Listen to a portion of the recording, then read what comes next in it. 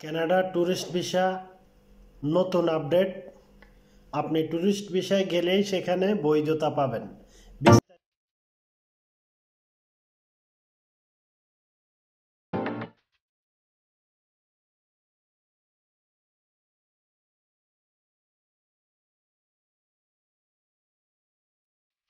একটি গরম খবর, গুড নিউজও বলতে পারেন। সেটি হচ্ছে আজকের আমাদের প্রসঙ্গ হচ্ছে কানাডা। স্বপ্নের দেশ কানাডা। স্বপ্নের দেশ কানাডাতে সবারই যাওয়ার ইচ্ছুক, কিন্তু ভাগ্য সবার জুটে না। তো সেরকমই একটি সুবর্ণ সুযোগ এসেছে বাংলাদেশি সিটিজেনদের জন্য, কানাডা সরকার নিয়ে এসেছে। তো বিস্তারিত শেষ পর্যন্ত ভিডিওটি না টেনে দেখতে থাকুন। আপনি যদি ভিডিওটি স্কিপ করে দেখেন তাহলে আমার একটা কথা যদি আপনি মিস করেন তাহলে এর জন্য আপনার ক্ষতি হবে।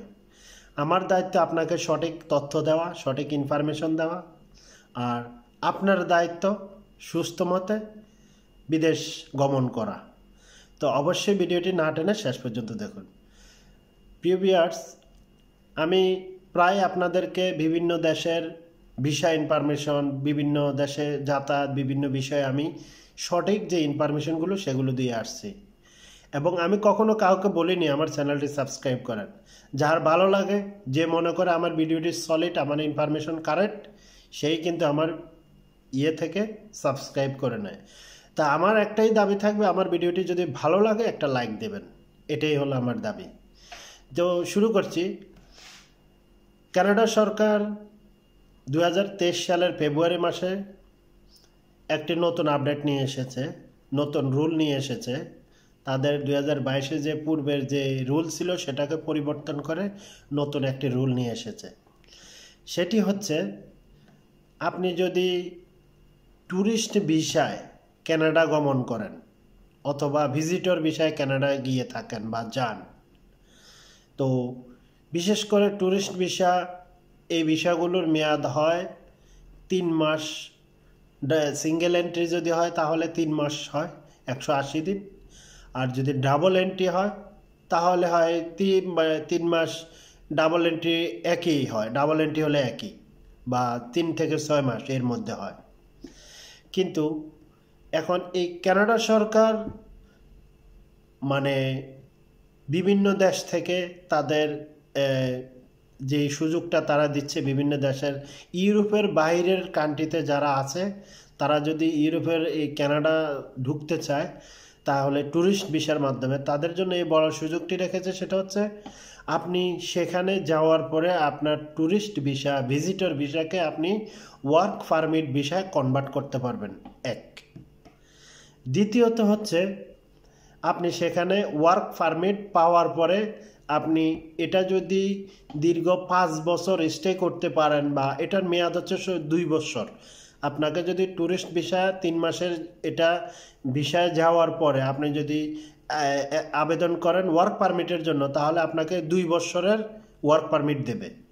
এই 2 বছর যদি আপনি পুরো সেখানে স্টে করেন, সঠিকভাবে স্টে করেন, তাহলে পরবর্তীতে কিন্তু আপনি রেসিডেন্স পাওয়ার যদি আবেদন করেন তাহলে অবশ্যই আপনি রেসিডেন্সিও পেতে পারেন, এবং এটা তাদের রিকোয়ারমেন্টে রয়েছে।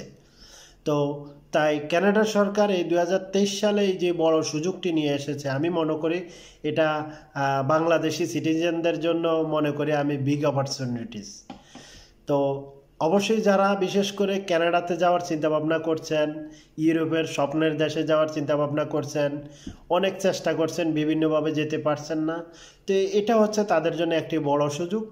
কেননা আপনি ট্যুরিস্ট ভিসা অনলাইনে আবেদন করতে পারতেছেন। অনলাইনে ট্যুরিস্ট ভিসা আবেদন করলেই কিন্তু আপনার ভিসা দেখা যাচ্ছে আপনার 24 ঘন্টার মধ্যে আপনার ভিসা হয়ে যাবে, তাদের রিকোয়ারমেন্টগুলো যখন ফুলফিল করবেন। এবং বর্তমানে কানাডা যদি আপনি ভিসা আবেদন করেন সেখানেও তেমন একটা কড়াকড়ি কোনো কিছু নেই, স্বাভাবিক ভিসা প্রসেসিং একেবারে সহজ, ইজি। তো আশা করি যারা আমার প্রবাসী ব্লগ চ্যানেল দেখেন তাদের এই ভিডিওটি অনেক উপকারে আসবে, আর উপকারে আসলে অবশ্যই একটি লাইক দিবেন। আর এই খবরটি হলো সলিড খবর, এবং এটা আপনার কানাডা গভর্নমেন্ট থেকে এটা অনুমোদিত হয়েছে 2023 সালের ফেব্রুয়ারি থেকে এটা চালু হয়েছে, এখন অলরেডি চলছে। তো আপনি যদি কানাডা যেতে ইচ্ছুক, সেখানে গিয়ে স্থায়ী বাসিন্দা হওয়ার চিন্তা ভাবনা করছেন, তাহলে এই সুযোগটি আপনার জন্য হাতছাড়া করবেন না, এখনই আপনি অ্যাপ্লাই করতে পারেন। তো প্রিয় ভিউয়ার,